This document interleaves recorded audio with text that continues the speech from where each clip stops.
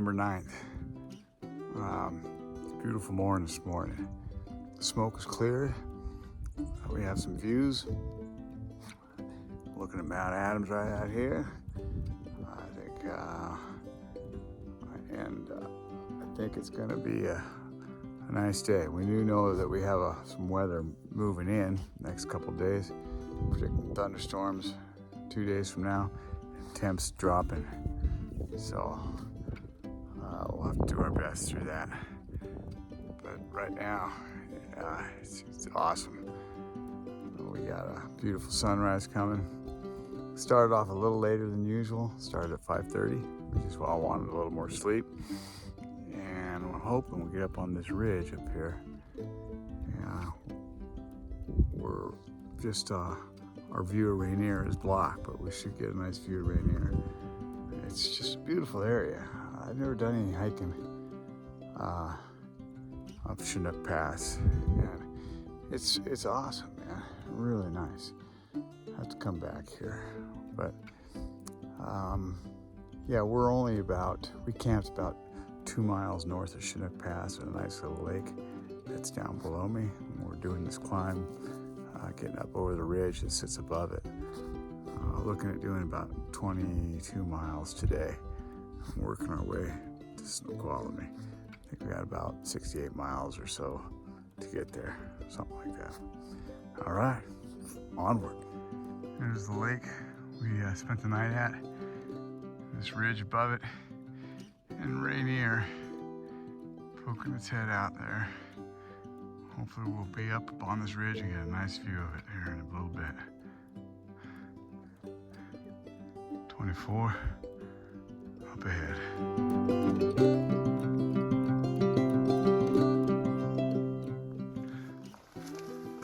Just an incredible morning.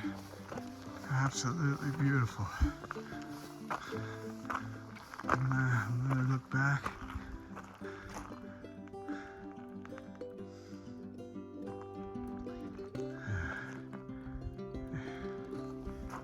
We're headed this way. Look at this.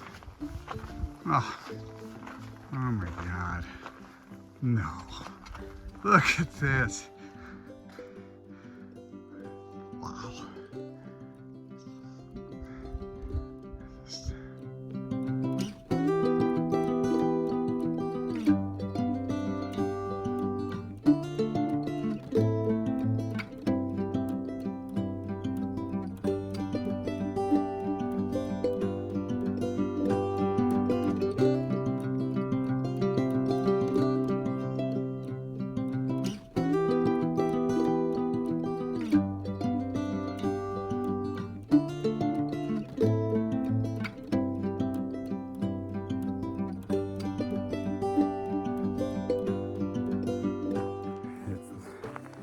Mornings like this morning that I don't know, the last couple of days my thoughts have been on the finish and the end, and it was hard not to just have that in my mind.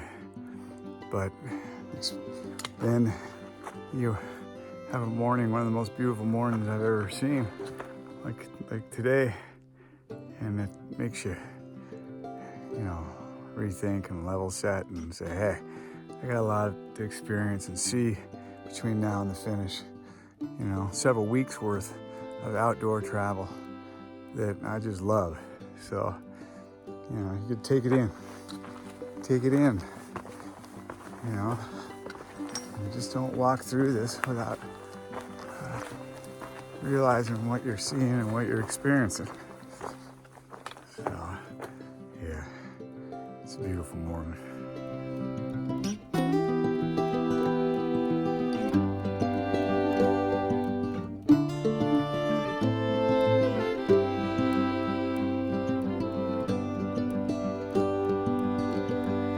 All right, 24 and I taking a little break here, layering down.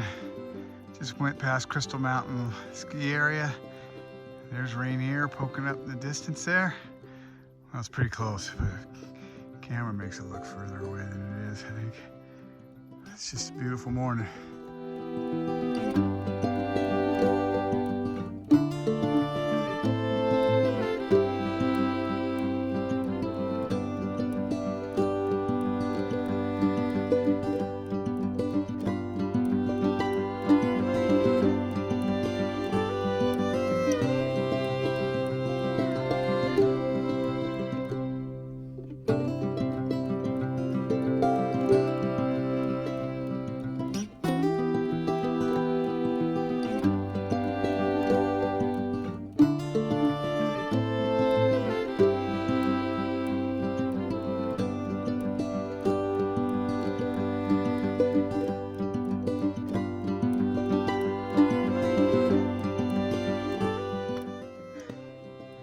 Hiking along through here. Every once in a while you get a feeling something's lurking over your left shoulder.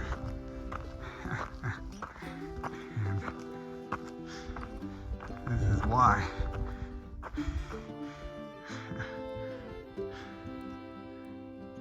Well, that big peak there, the flat top, that's Mount Stewart. And I climbed up that years ago with a good buddy of mine. And that range to the right of it, that's up, enchantments are up in there. That's quite a ways away. But yeah, it's pretty cool to see it. I hope it can make it out in the video. But yeah, it's awesome to see these peaks and landmarks that I'm familiar with, man. Coming home. All right. Well, it's time for boring gear talk. So, thinking about got weather system moving in, and got me thinking about the remainder of this trip and the potential, of course, in Washington for the weather to turn cold and foul. And I prepared for that a little bit after the last blast of lousy weather we had in Oregon. Got some good rain pants. Got my better shell. I had Steph bring me my boots that I wore in the Sierra, my Gore-Tex Solomon X4s or whatever they are, high tops. They were great for me in the Sierras, but I got the Cascade locks. I tried them on, and they didn't fit anymore. My feet have swollen, I guess. So, but I did also have a pair of Ultra Lone Peaks. I know I haven't spoke well of the Lone Peak. These were the high tops, and they were all weathers, and I wore them at the beginning of the trip because I thought I might need them for the lousy weather that was at the start of the trip. But as I continued to wear them, it warmed up, my feet started sweating in them.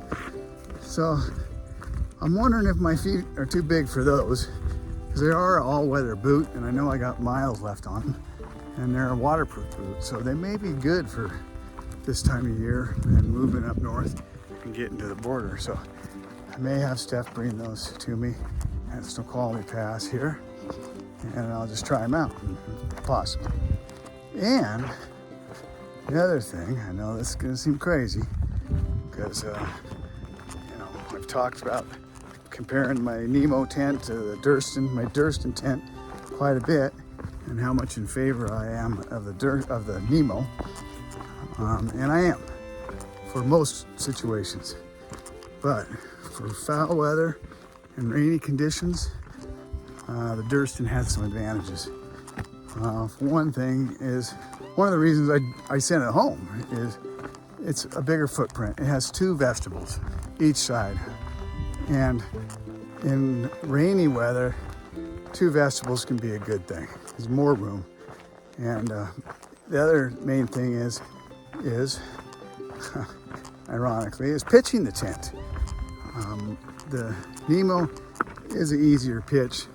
I like it, but pitching that tent in rain and foul weather it's tougher because you really need to wait for a break in the rain if possible, because you've got to lay out the tent itself, get the poles in it, and get that tent standing, and then put the vestibule on.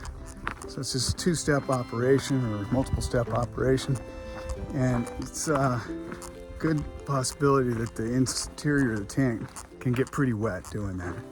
Where the Durston is a single piece. Well, it's a two-piece, but I can clip the internal tent to the inside of the fly, and basically, essentially, you're making it a single-piece tent.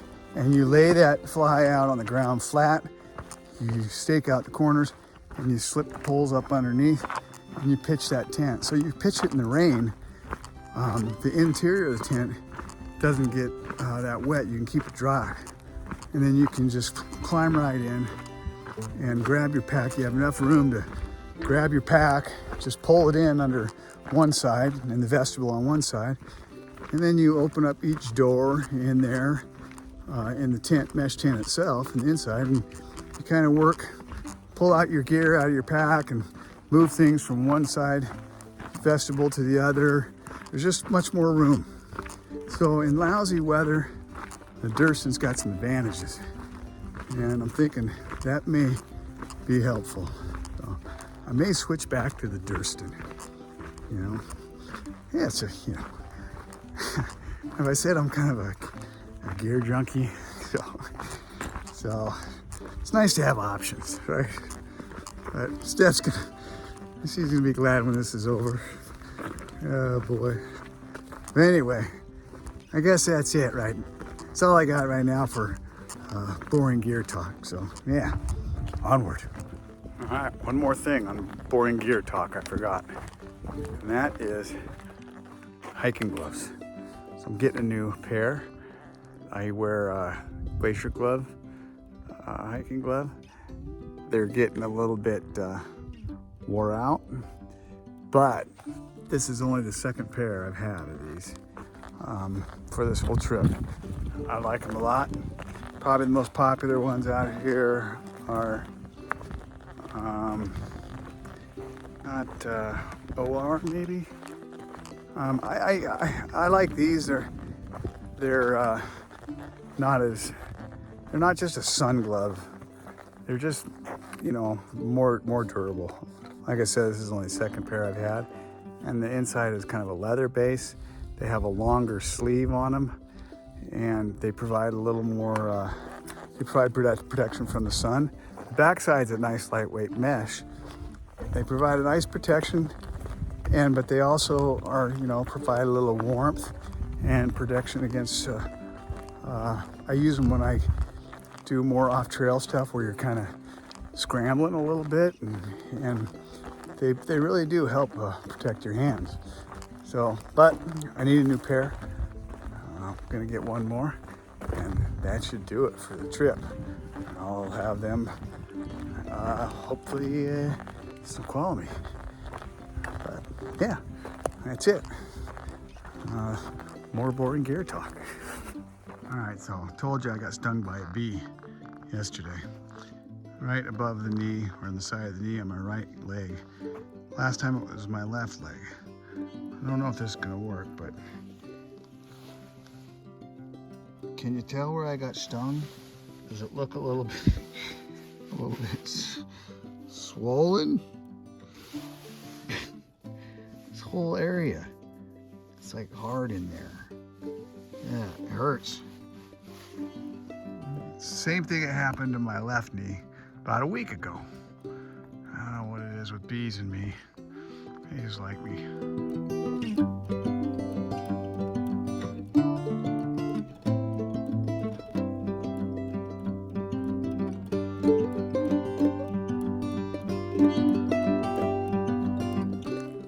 Well, I just realized that a good friend and neighbor, Schwa, it's his birthday yesterday. Joshua Schwa. I missed it, but It's not too late. Birthday shout out now for you, bud. Think of you often.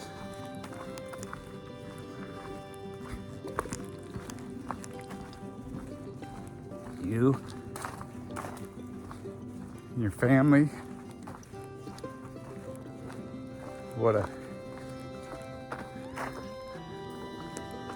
good man, neighbor, friend you are.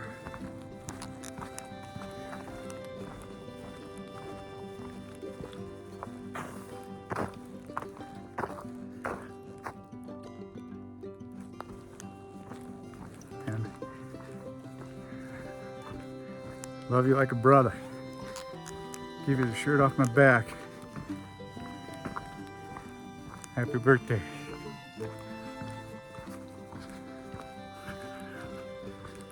Onward. There's this cabin over here. I think a snowmobile club built and keeps up. And they offer it for people to stay in. Hikers, if they want. I don't think we will. We are going to camp around here, but I don't think we'll stay in the cabin. But beautiful spot. And pretty cool. Nobody here.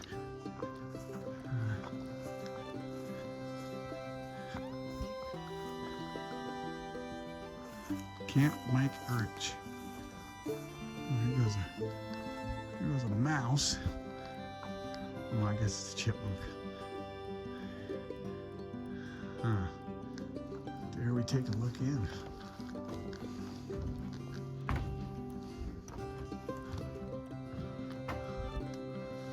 See, chipmunks.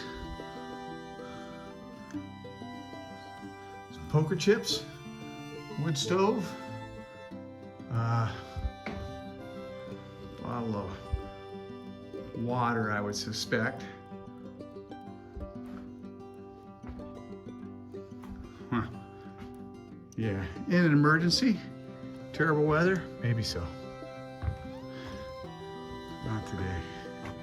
We'll find a place to camp nearby. All right, well, that's it for the day. I'm not gonna stay in the cabin, but camping nearby, right here. Throwing my tarp down and set my tent up right behind me.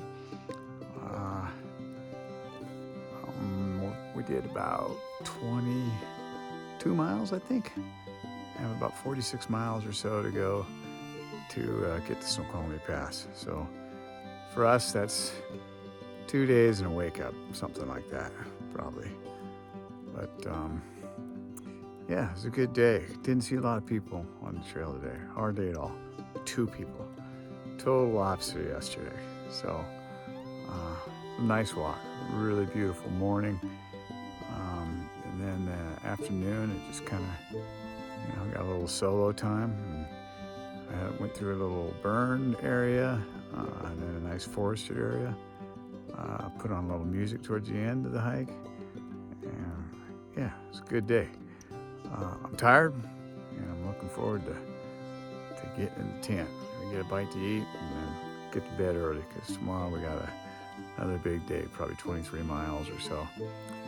And it's supposed to get colder. And like I said before, we got weather moving in. So, but today, another good day on the PCT.